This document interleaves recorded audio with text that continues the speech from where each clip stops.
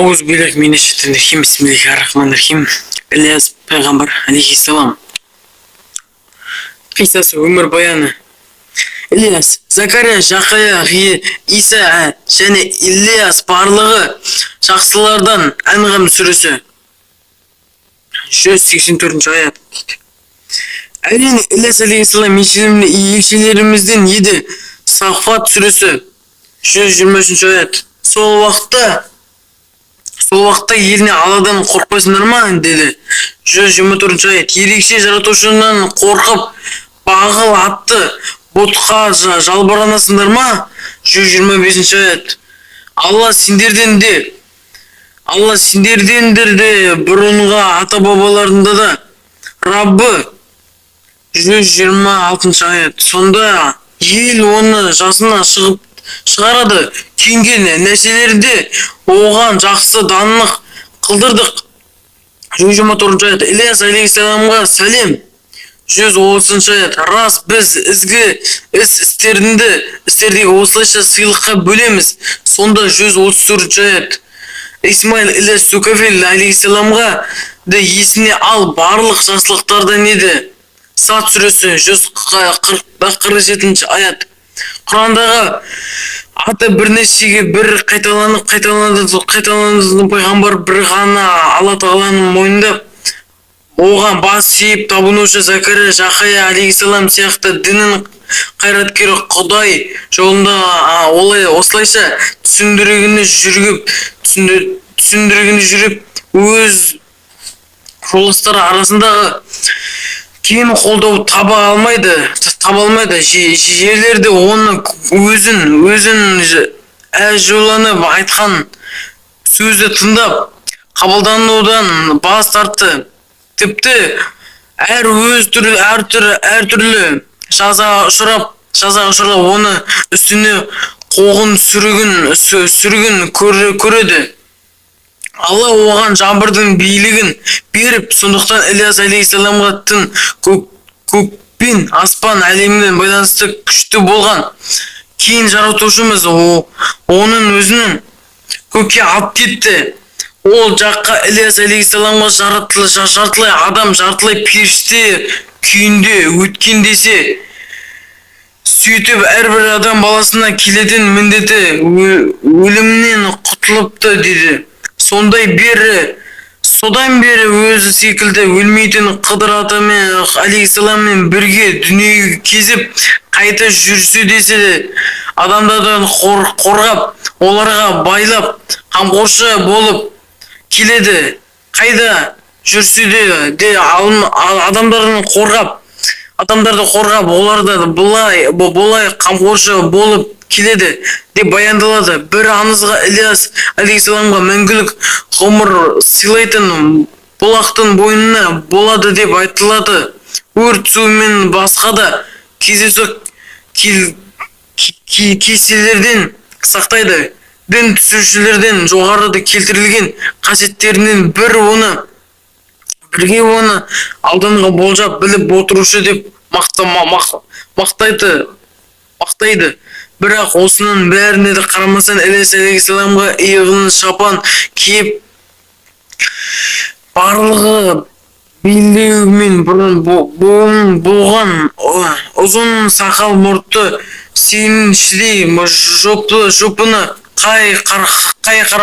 қарапайым суреттеледі. Бір израильдықтардың патшасына алдағы уақытта бұл өндіреге жаңбыр жаумай құрғақшылық болатын, онда тек бір өзі ғана құтқара алатын білдіріпті. Осы үшін оны патша жазаламақшы да болыпты. Bir жесін әйелдерінің үйінің паналанып, оны ыстықтағы астындағы мен құмырадағы майын таусылмайтындай етіп астын өндіріп қоятын жасапты. Сонымен бірге ескі жазбаларда осы артқы тегін қасиетті бұтақтан өрбеген дейді де, кейін ата бабасы жоқ адамның бейнесіндегі жүрген періште деп еді деп түсіндіреді. Ал оның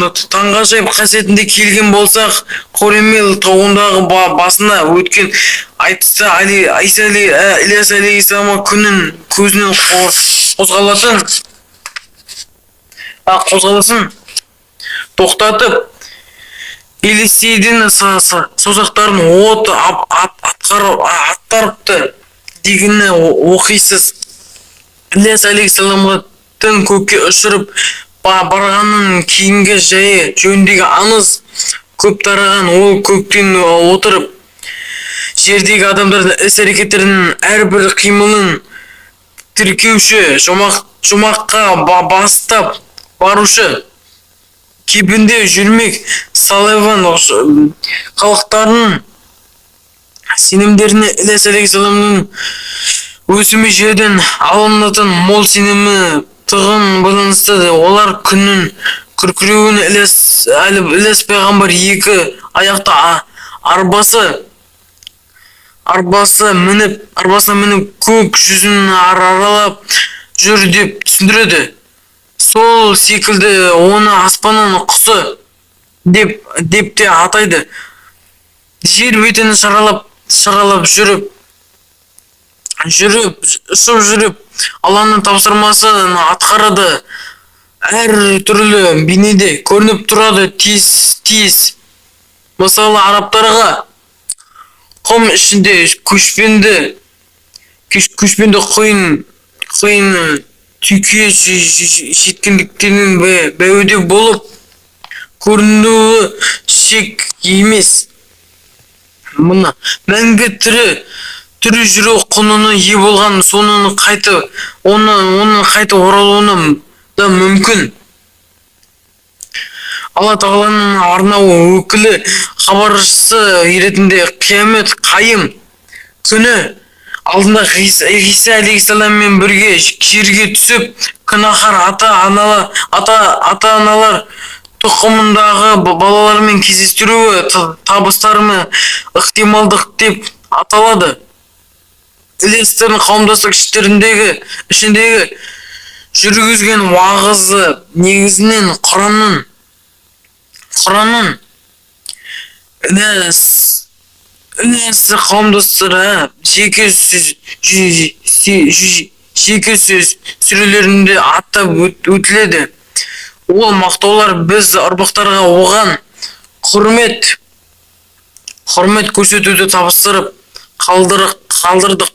Ибрахим алейхиссалам діні жалғастырушы, оларды бәрді де есіне ал және сәлем деген ізгі тілекпен аяқталып отырады. Ілияс алейхиссалам өз секілді ажалсыз мәңгі өмір сүру құрметінде ие болған. Хыдыр алейхиссаламмен дүние жүзін кезіп, Иерусалим мен Меккеге ат құртпай уадайы барып келіп тұратын болған. Ажырасар кезде олар бір-біріне жақсы ниеттерін білдірумен бір мадақ сөздер айтқан. Христиан діндері Ілиясты балам билеушінің жеке басына табынуды қарсы шыққан және Алланың атымен алдындағы болжап, пашаны қиыншылықтардан сақтандырушы деп уағады. Бірақ олар Ілиястың өлмейтін өмір сүрудің жөніндегі артықшылардың уағыздарынан көп ала бермейді. Оны мойындағысы да келмейтіндерді сынай танытады. Өйткені олардың ойынша Иса алейхиссалам ғана соған лайық секілді. Сондай-ақ ол өлмесек және жөніндегі үлкен кеңесші ата-аналар мен бабалар арасындағы келістіріп байланыстырушы деп бағаланады.